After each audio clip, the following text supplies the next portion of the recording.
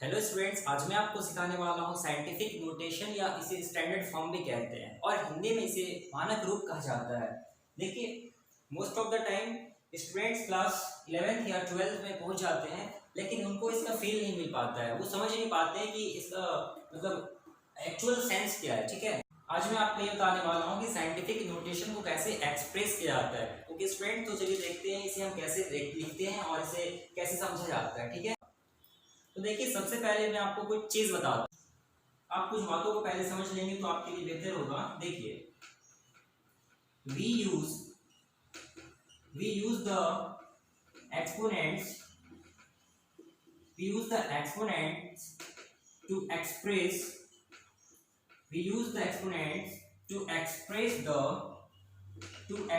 the very large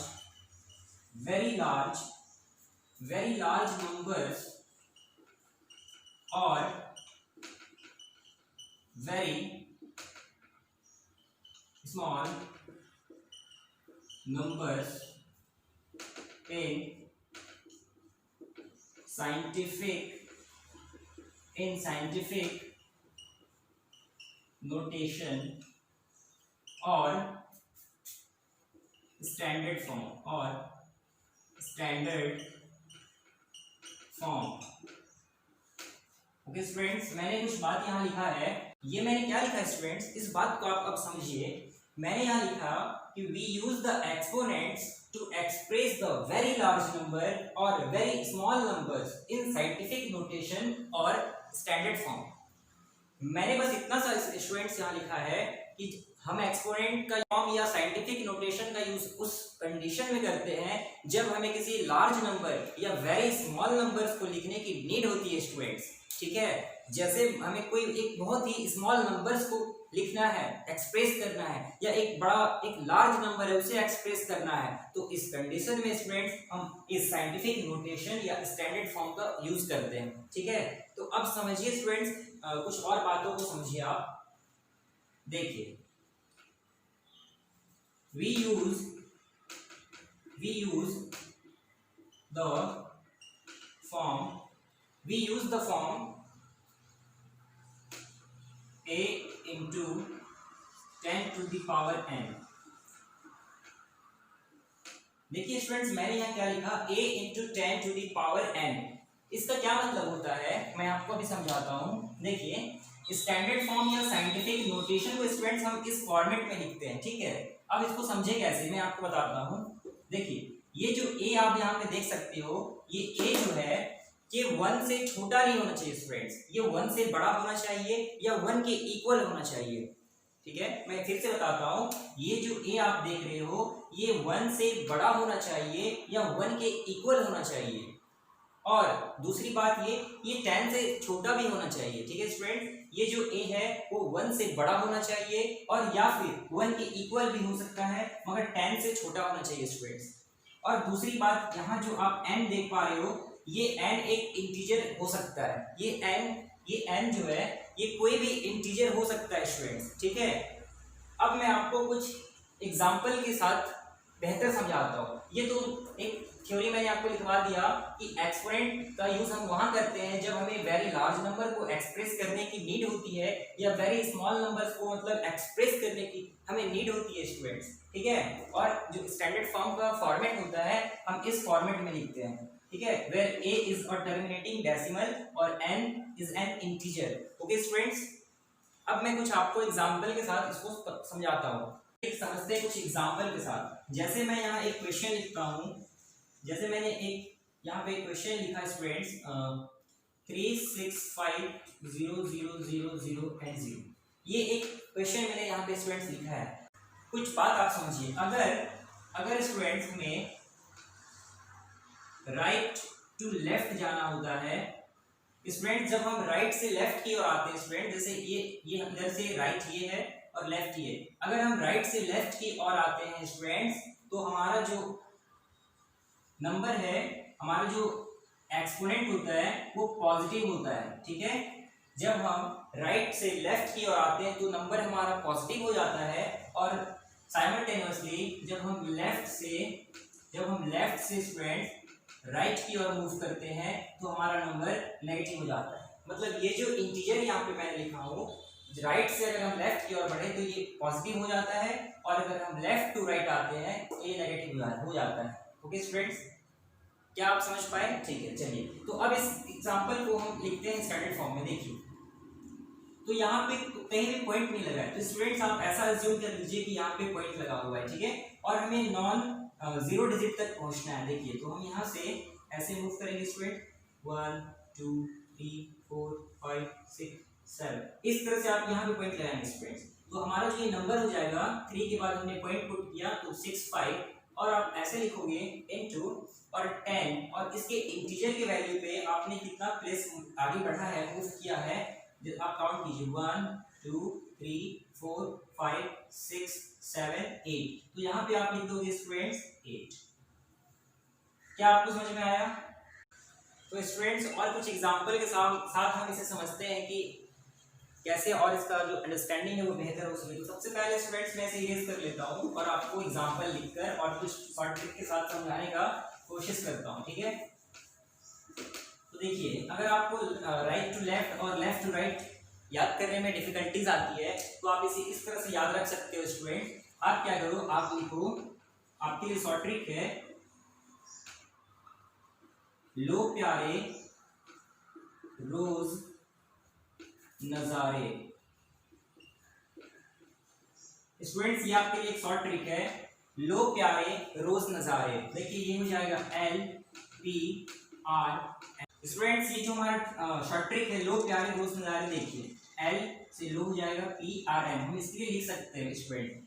अब क्या करोगे, जब आप लेफ्ट की ओर बढ़ेंगे, जब आप लेफ्ट की ओर बढ़ेंगे तो हमारा जो नंबर है वो पॉजिटिव हो जाता है, और जब आप राइट की ओर बढ़ोगे तो हमारा जो नंबर है वो नेगेटिव हो जाता है, ठीक है। ये हो जाएगा पॉजिटिव, ये हो जाएगा पॉजिटिव, और ये हो जाएगा नेगेटिव हो जाएगा स्टूडेंट्स, ठीक है। अब चलिए हम कुछ एग्जांपल के साथ समझते हैं इसे। देखिए मैं इक्वेशन यहाँ लिखता हूँ, जैसे 6 2 3 0 0 0 0। ओके स्टूडेंट्स, हमें इसे स्टैंडर्ड फॉर्म या साइंटिफिक नोटेशन में लिखना है। तो आप क्या करोगे, सबसे पहले आप नॉन जीरो डिजिट की ओर बढ़ो। देखो यहाँ पे non zero digit, first non zero digit क्या है, क्या दिख रहा है, 6 दिख रहा है। कोई स्टूडेंट तो हमें यहाँ तक पहुँचना है, तो आप ऐसे चलो, ये हो जाएगा 1 2 3 4 5 6। ओके स्टूडेंट, तो यहाँ पे हमें पॉइंट लगा देना है, तो हम लिखेंगे 6.23 और इनटू लिखेंगे 10, और हमने कितना स्टेप मूव किया है, 1 2 3 4 5 6। तो यहाँ पे आप स्टूडेंट 6 पावर में 10 के पावर में 6 लिख दोगे।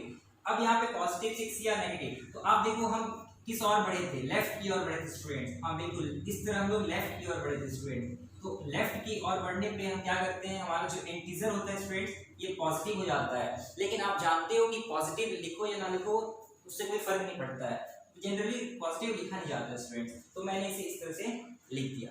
अब आप समझ चुके होंगे, एक दो और एग्जाम्पल के साथ स्टूडेंट्स हम और समझते हैं। देखिए जैसे मैं एक नंबर लिखता हूँ 0.0000000234। ओके स्टूडेंट्स, अब इस नंबर को हमें स्टैंडर्ड फॉर्म में एक्सप्रेस करना है, तो हम इसे कैसे करेंगे स्टूडेंट्स। तो देखिए आप सबसे पहले first non zero digit number की ओर मूव करेंगे। तो आप देखिए फर्स्ट नॉन जीरो डिजिट यहाँ पे कौन सा दिख रहा है स्टूडेंट्स, बिल्कुल 2 दिख रहा है स्टूडेंट्स। तो आप 2 की ओर मूव करोगे स्टूडेंट्स। तो आप पहले ऐसे चलोगे 1 2 3 4 5 6 7। तो आप इसे ऐसे लिखोगे स्टूडेंट्स 2.34। अब आपने कितने स्टेप मूव किया है, तो आप ऐसे 10 लिख लो और आप काउंट करो 1 2 3 4 5 6 7, और यहाँ पे 10 के पावर में 7 लिखोगे। लेकिन यहाँ पे पॉजिटिव होगा या नेगेटिव होगा हम कैसे डिसाइड करें स्टूडेंट्स। तो मैंने यहाँ पे आपको बताया था, अगर आप राइट की ओर मूव करते हो तो जो इंटीजर होता है वो नेगेटिव हो जाता है। आप देखो इस कंडीशन में हमने राइट की ओर मूव किया है, राइट की ओर मूव किया है, तो इसलिए इंटीजर हमारा नेगेटिव हो जाएगा। ओके स्टूडेंट्स, आई होप कि आप अभी समझ चुके होंगे। अगर आपको अभी भी नहीं समझ में आया तो मैं कुछ और एग्जांपल करवाता हूं और आप समझिए।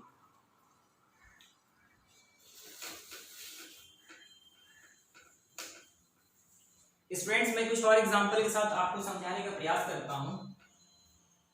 जैसे मैं एक नंबर लिखता हूं 0.00983। ओके स्टूडेंट्स, मैंने एक नंबर लिखा 0.00983। अब इसे हम साइंटिफिक नोटेशन में कैसे एक्सप्रेस करें स्टूडेंट्स, अब आप समझ चुके होंगे, लेकिन मैं फिर से आपको समझाता हूं कि आप सबसे पहले फर्स्ट नॉन जीरो डिजिट की ओर मूव करो। आप सबसे पहले क्या करो, फर्स्ट नॉन जीरो डिजिट की ओर मूव करो students, first non zero digit की ओर मूव करो। तो आप देखिए यहाँ पे फर्स्ट नॉन जीरो डिजिट हमें जो दिख रहा है वो 9 है स्टूडेंट्स। तो आप यहाँ 9 की ओर मूव करोगे, तो आप जब मूव करोगे तो आपका स्टेप होगा, फर्स्ट स्टेप 1 2 3। तो आप स्टूडेंट्स ऐसे लिख लो, सबसे पहले 9.83 इंटू 10, ये जो हमारा फॉर्मेट है जो मैंने आपको कुछ दिन पहले बताया था, a into 10 to the power n, a into 10 to the power n, मैं इसे इसी फॉर्मेट में लिखने का कोशिश कर रहा हूँ स्टूडेंट्स, आप समझें। तो ये a हो गया और ये 10, इसके पावर में अब हमें डिसाइड करना है कि क्या लिखना है। तो आप देखिए स्टूडेंट्स, आप आप लेफ्ट से राइट की ओर मूव कर रहे हैं स्टूडेंट, और राइट की ओर मूव करने पे इंटीजर क्या हो जाता है, नेगेटिव हो जाता है। इतना तो तय है कि यहाँ पे नेगेटिव साइन पुट होगा। अब आप काउंट कीजिए आप कितना स्टेप बढ़े हो, 1 2 3, तो यहाँ पे आप लिख दोगे स्टूडेंट्स 3, और ये हमारा स्टैंडर्ड फॉर्म। हम इस तरह से इसको एक्सप्रेस करेंगे स्टूडेंट्स। आई होप कि आप अब समझ चुके होंगे। एक एग्जांपल मैं लास्ट में करा देता हूँ, ओके स्टूडेंट्स, एक और मैं करा देता हूँ। जैसा कि आप, अब अगर मैं आपसे कहता हूं कि एक इलेक्ट्रॉन के ऊपर जो चार्ज होता है स्टूडेंट्स वो कितना होता है, तो आप कहोगे कि 1.67 इंटू 10 टू द पावर -19 होता है। जैसे मैंने आपसे कहा कि एक इलेक्ट्रॉन के ऊपर कितना कूलॉम का चार्ज होता है, तो आप कहोगे 1.67 into 10 to the power -19 coulomb. ठीक है स्टूडेंट्स, अब आप मुझे ये बताइए इसको हम स्टैंडर्ड फॉर्म में कन्वर्ट कैसे करें। आपको कि ये तो पहले से स्टैंडर्ड फॉर्म में चेंज है, ठीक है। अब हमें इसे स्टैंडर्ड फॉर्म में कन्वर्ट नहीं करना है स्टूडेंट, इसे यूजुअल फॉर्म में जो पहले से हम चेंज करते आ रहे हैं वैसे ही इसे चेंज करना है। अब ये यूजुअल फॉर्म में हम इसे चेंज करेंगे, ठीक है। तो देखिए सबसे पहले हम क्या करेंगे स्टूडेंट्स, पहले आप इसे लिख लीजिए 1.67 और into 10 to the power -19। Okay students, अब आप ये बताइए यहाँ से अगर हम पॉइंट रिमूव करते हैं तो हमारे पास आएगा 100, और अगर स्टूडेंट्स हम यहाँ से 10 टू द पावर -19 को नीचे ले आते हैं तो हमारे पास क्या होगा, स्टूडेंट्स 10 टू द पावर +19 होगा, ठीक है। हमने 10 टू द पावर -19 को ऊपर से नीचे लाया तो पॉजिटिव में कन्वर्ट हो गया। अब आप ये देखो 167, और यहाँ पे हम इसे ऐसे स्टूडेंट्स लिख सकते हैं 10 स्क्वायर स्क्वायर लिख सकते हैं, इसका सेंस भी 100 ही होता है। अब आप ये देखिए 10, और आप जानते हो कि बेस अगर सेम होता है, यहाँ बेस देखिए सेम है, तो जो एक्सपोनेंट होता है वो जुड़ जाता है, तो ये 19 और 2 हो जाएगा 21। अब स्टूडेंट्स हम इसे एक्सप्रेस कर देते हैं।